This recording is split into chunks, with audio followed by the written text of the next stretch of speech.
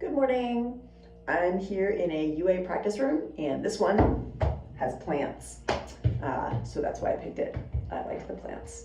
Anyway, I did not show up as prepared as I thought I did to practice because apparently my valve oil is still in my mute bag from the July 4th concert. And so today I'm going to be working on the second movement of the John Williams Concerto instead of reviewing anything on the first because the valves don't have to move quite as fast.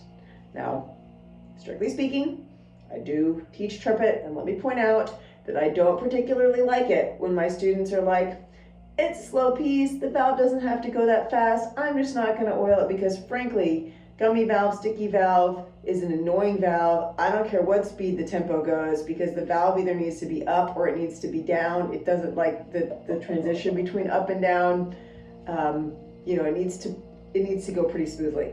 But that said, I just played a bunch of technical stuff to do some warm-ups in one of my Plogue books, and they didn't bother me for that, so I think we're going to be good for the second movement of the John Williams Concerto. And what I have here, so what I'm working with today, still trying to figure out getting another device that can have a metronome on it. I brought my iPad. I thought I might have one downloaded on that. Apparently I don't, so I'll have to revisit that. But so we've got 2 pages of music. Looks like that. 1 pencil and 1 camera.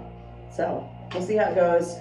I tried to delete a bunch of stuff off the phone so that it would have enough space to record this, but I don't know if I succeeded. So if it cuts out, I guess you won't be seeing much of this. All right, here we go. So I read through this when I did the big run through of the piece, but like the sight reading version of the piece, but I really have no idea what's going on with the second movement. I don't particularly remember coaching it ever. I don't particularly remember listening to it a lot. I mean, I've heard the piece in its entirety, but this did not sound familiar to me when I played through it. So anyway, this is effectively my second time reading it, hearing it, trying to make sense of it. And what I remember is that it did not make a lot of sense. So this will be interesting.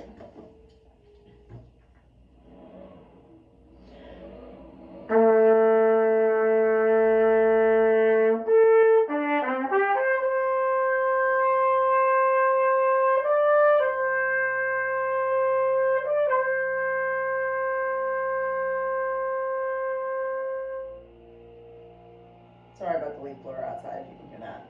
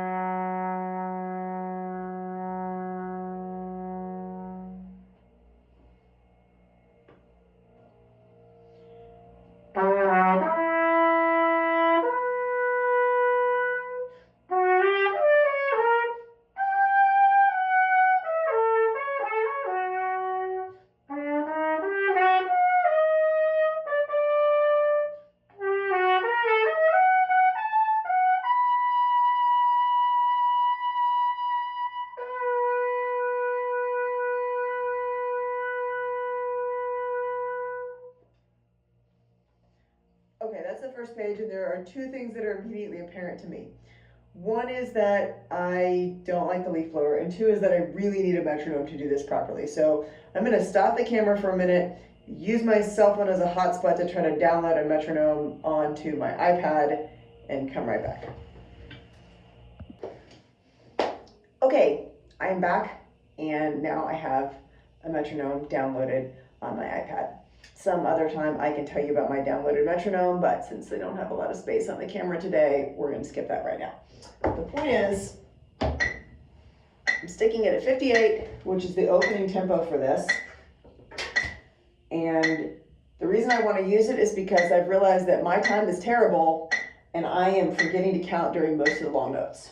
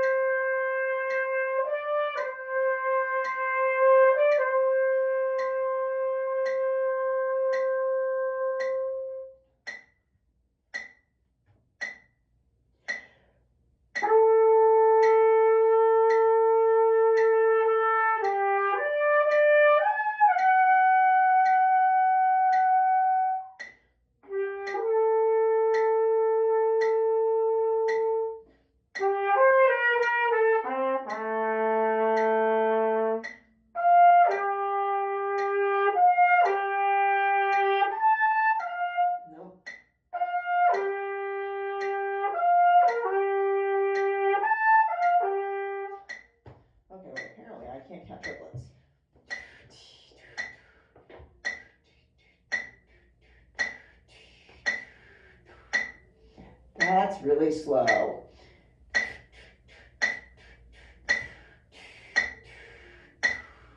Yeah.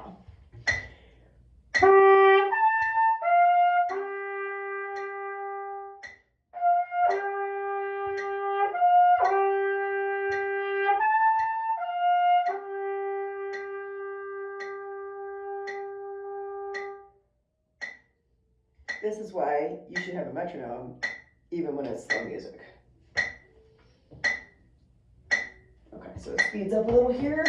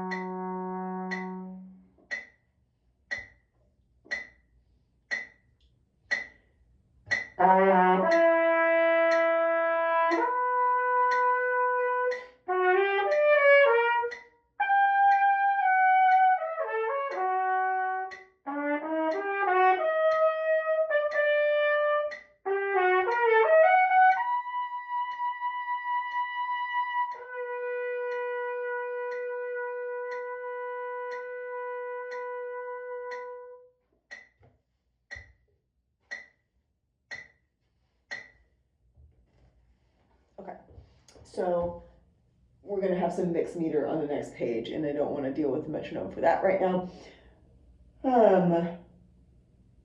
I might, I'll see if I'm going to speed it up to the 8th note pulse. It kind of alternates between 5/8 and 5 tuplets, so neither of those is really a win. 8th note pulse versus quarter note pulse, either one's going to be a little complicated with the metronome. But, so a couple of things about that. First of all, there's parts of this that I really like, and then he throws in a harmony, and I'm like, what were you doing? Why did you do that?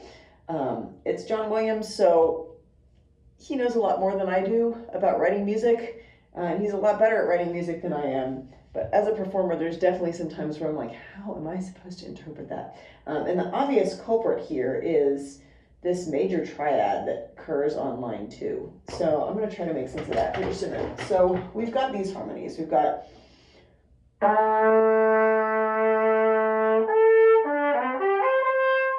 that sounds nice and open.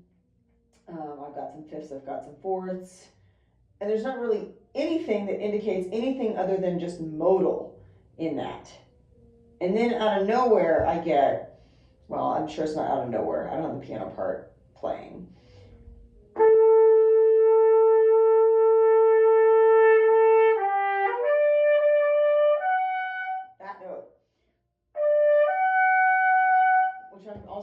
put higher than a major third should be. So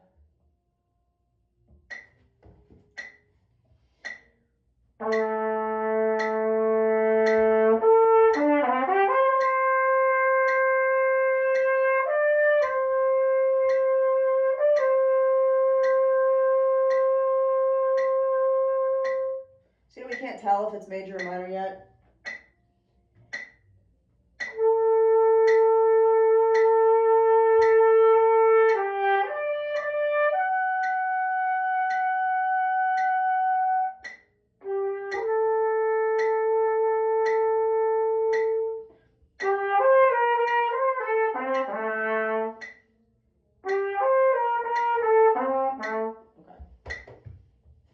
Again, I appreciate that with the piano part, I'm sure that we can tell whether it's major or minor.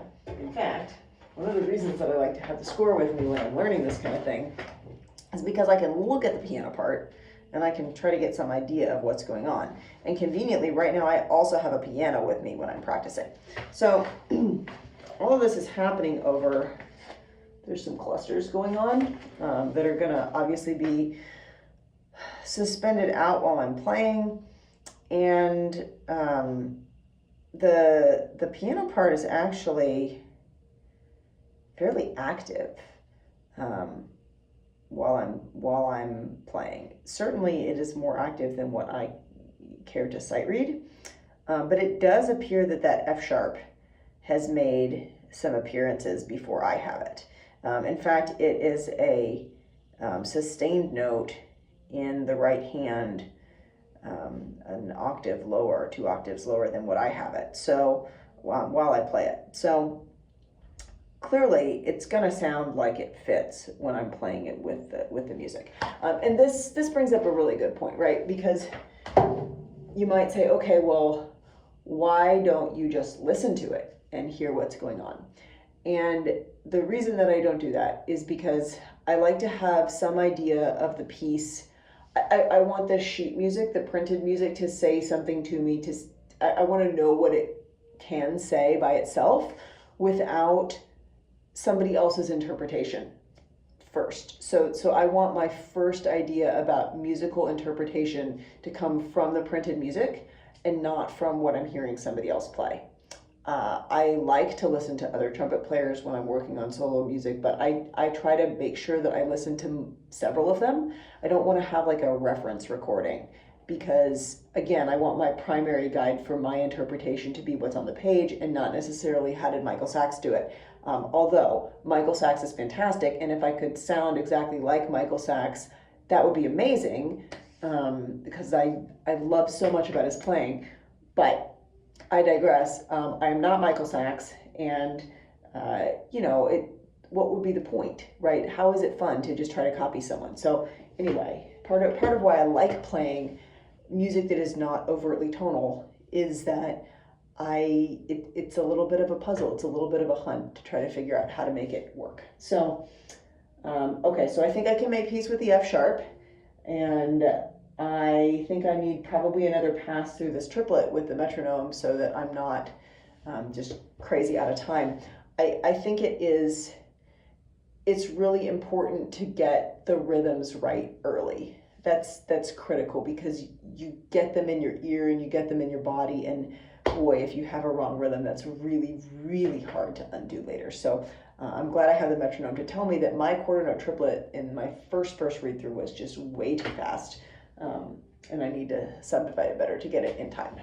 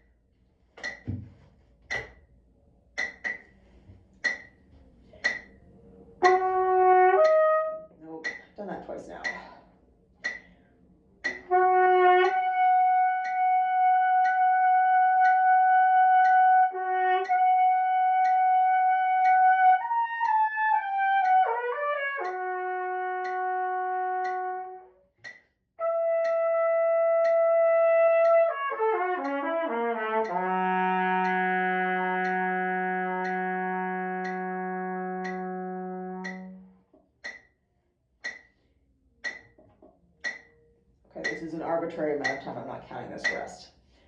Okay,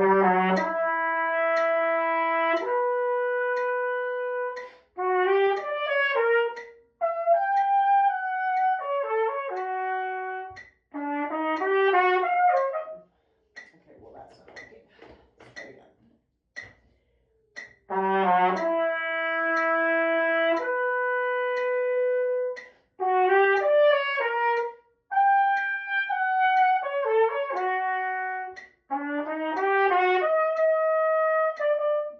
That's the right note.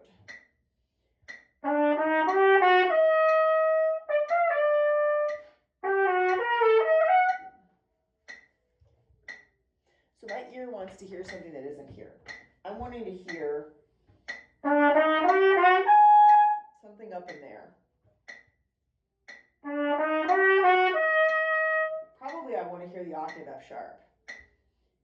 I think that's what's in my ear, but that's not what's on the page. Yep.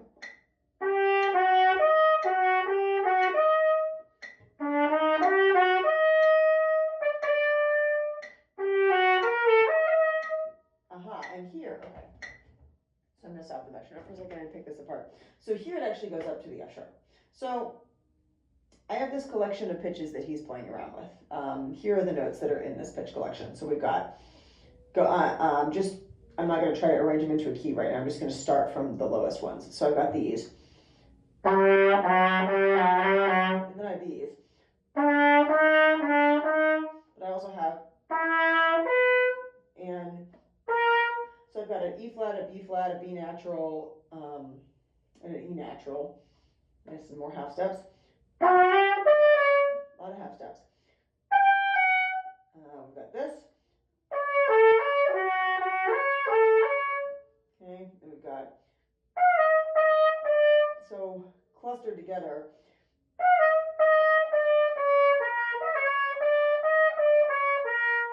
All of that kind of up there. And then down to the A. So most of this kind of manifests at the end.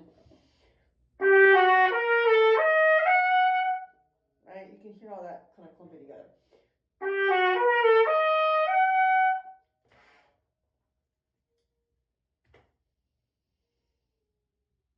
So it's not quite G minor. It's G minor, it's G harmonic minor with some color. Here's what it isn't. It doesn't have an F natural. So it's definitely there, that F sharp to G leading tone is just set. Sometimes we play around with the raised sixth. Not often. It's usually the minor sixth. It's very harmonic minory. But then we also have the sharp four. It doesn't actually lead to five.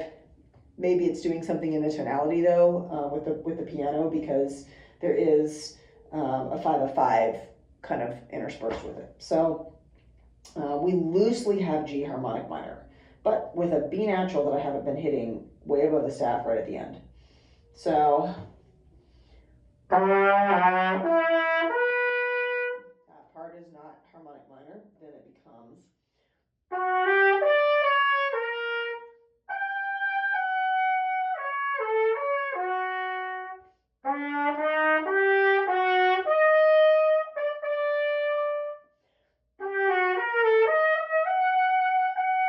And you would expect a G, but instead it goes all the way up to that B, and because it's going to the B natural from the F sharp, and you get that, it's a jump of a fourth, right? So, and then a lower B natural in the next measure. I almost wonder if we're flirting with a different key here.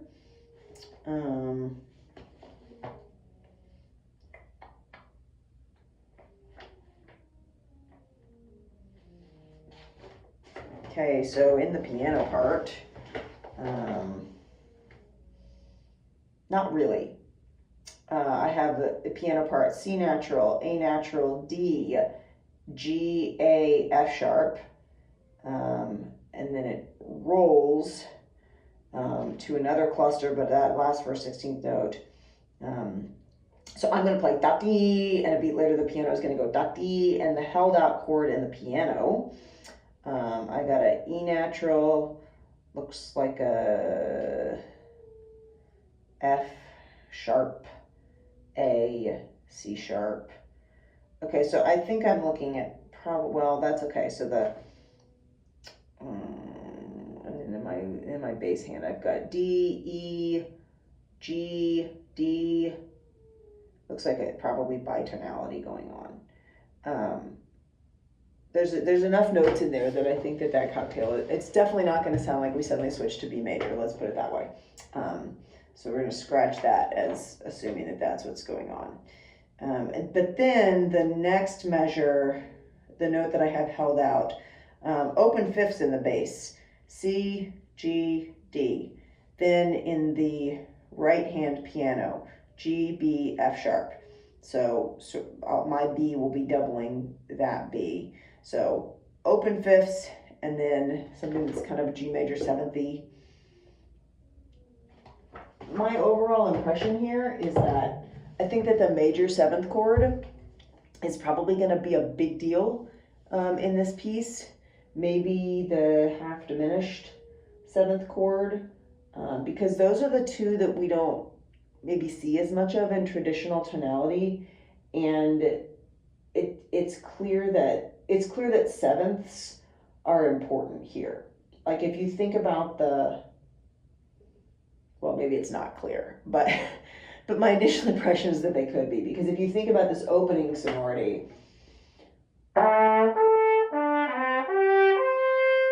we've got that G minor 7th compared to the A that we've just established, and then we've got some minor 7ths here, right? More minor 7ths there, but then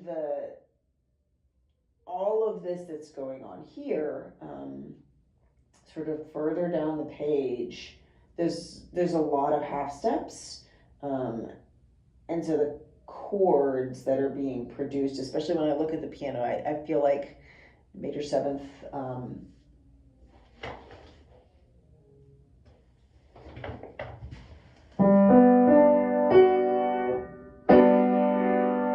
that's not really what I'm hearing.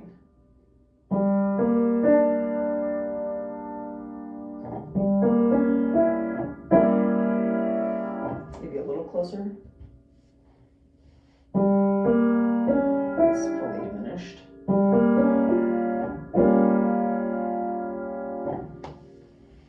I don't know. I think that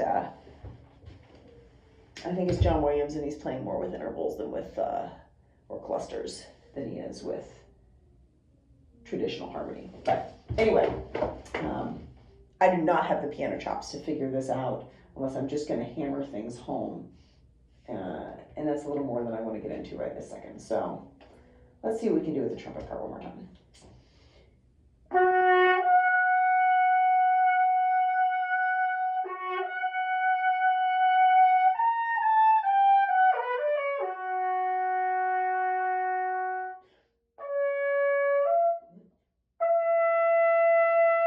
There's another minor 7th.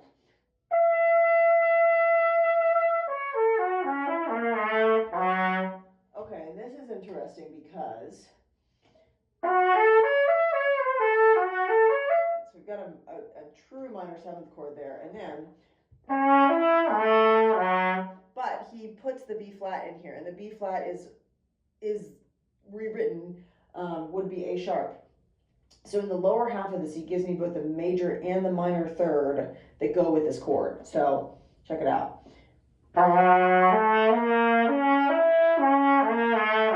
Right? I think that's part of what makes this sound interesting.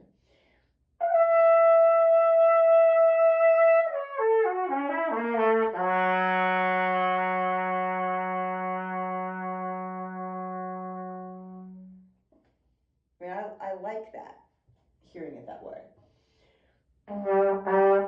And when I say hearing it that way, I don't necessarily mean that I'm hearing the chord, but I like understanding that I have a sonority that's getting twisted towards the end.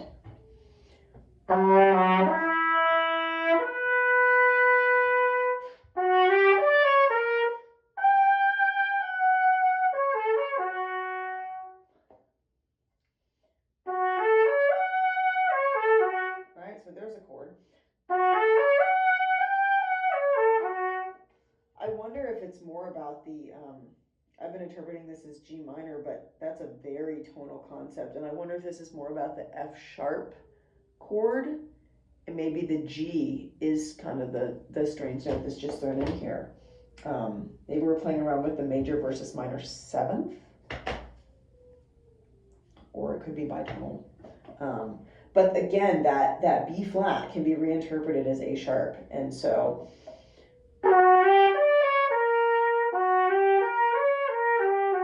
that doesn't sound.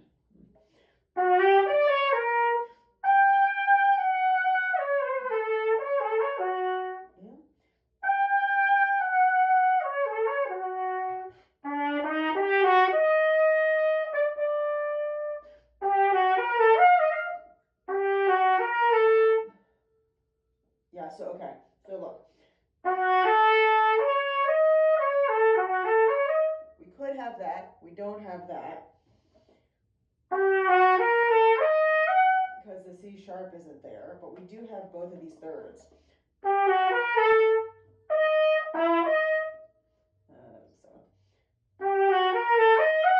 But that tritone from the A to the E flat is what I'm not hearing.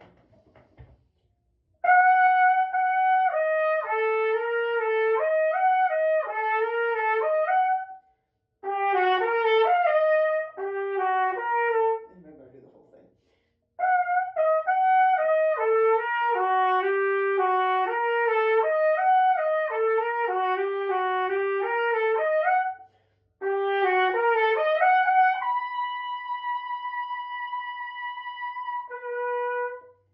So again, no metronome, not in time.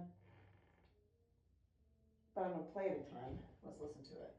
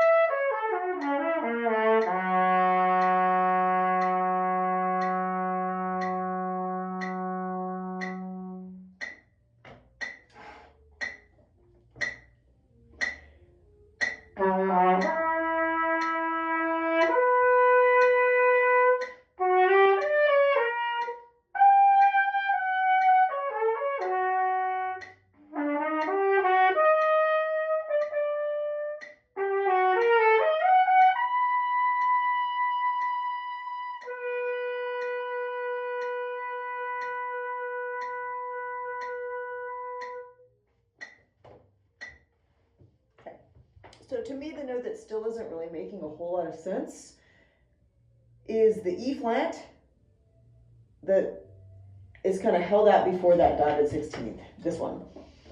That one. I don't like that sound.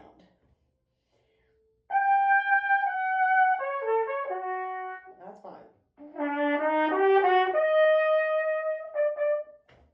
I hope that that sounds more interesting with the piano part. Because the way I'm playing it right now, I'm not saying the way he wrote it, the way that I'm interpreting it right now, it sounds pretty trite.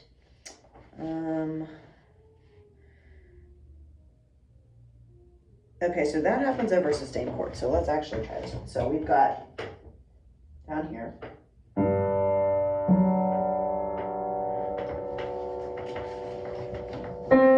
So this is going on. That's a roll. And then in the right hand,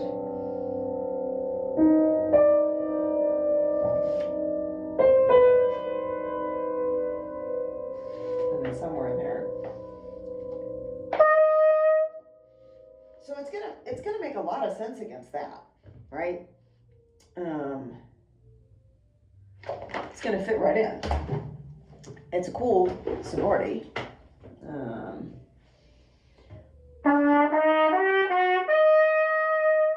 Maybe it's the F sharp that I'm not liking.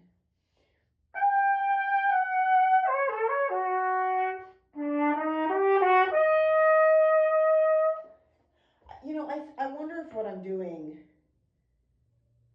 is over triggering that note. I wonder if what I'm not liking is the pitch. or maybe the timbre that I'm getting.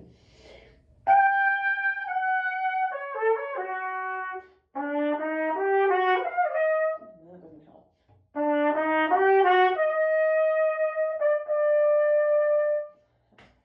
I might be bringing it down too much.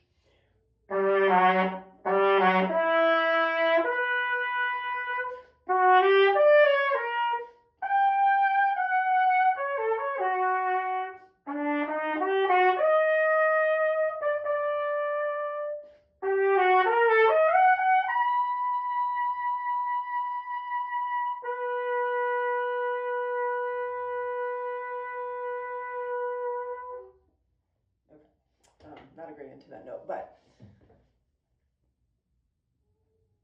it's a little more in my ear. I know it's going to be more in my ear with the piano part.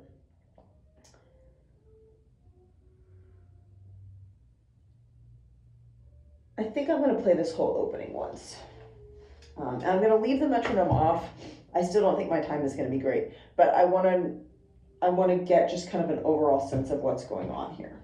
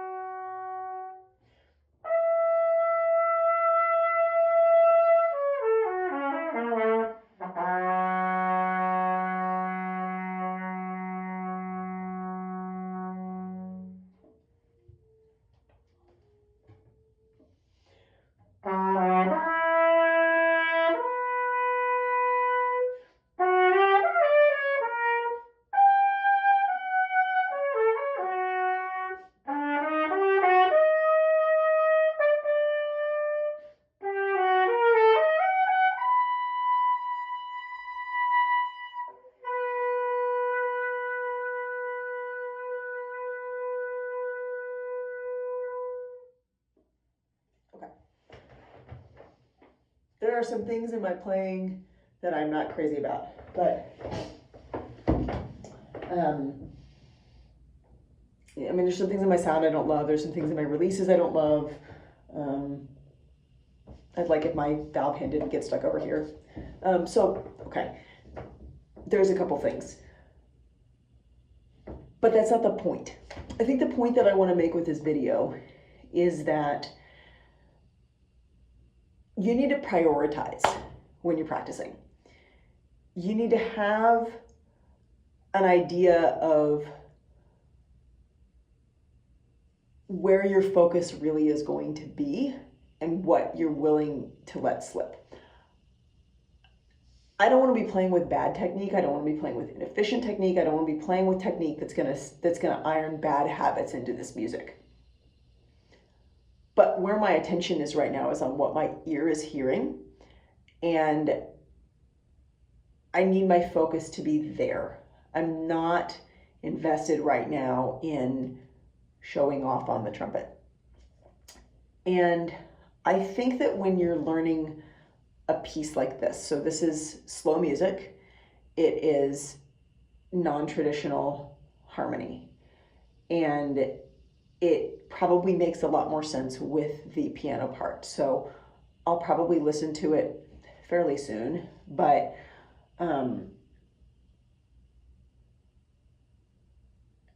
you know, I guess if I had a student that were sitting here that were watching the video or watching me practice, this is how I practice this music.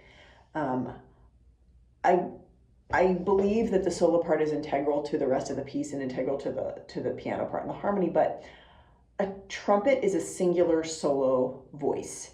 It is loud. It is hard to miss. So Mr. Williams chose to write these notes for the trumpet. And while I'm sure that there is an interplay between my notes and what is going on, I mean, I would certainly expect there to be an interplay between my notes and what's going on in the rest of the score, I need to have mastery over my own part and what it is saying and what it is doing in order to effectively figure out how it interfaces with the rest of the music. Because the reality is that the audience is going to experience everything simultaneously, but the audience is also going to be able to pick out the trumpet. It's a trumpet. And so my line needs to make some kind of sense by itself. It can make more sense with the harmony, but I need to be able to make sense of my line without the accompaniment part, because it's not really probably an accompaniment part. I'm sure that they just interlace. But if I don't know what I have, and if I don't understand it and come to that first rehearsal with piano, or even to my first listening of it, with some kind of idea of how my line fits within itself, I don't think I'm really doing my job as a soloist. I think what I first have to have is an understanding of what is he written for me, and kind of what, let's get my mind around this. And you can see me finding the places where my line feels like it has some holes. And so I'm going to look at the score and maybe play a couple notes from the score and eventually go listen to it and figure out what fills in those holes. And I'm sure my part's going to make a lot of sense and it'll inform how I play it. And I'll probably do a follow-up video after I've done that so you can see how things might be different. But my first priority is to make sense of my line by itself. And in this case, that means making sure that I have my ear around these sonorities. They're very wide sonorities, and I like that about this piece. One of the things I do like about the John Williams Concerto is that he does play around with sevenths. He plays around with very wide intervals.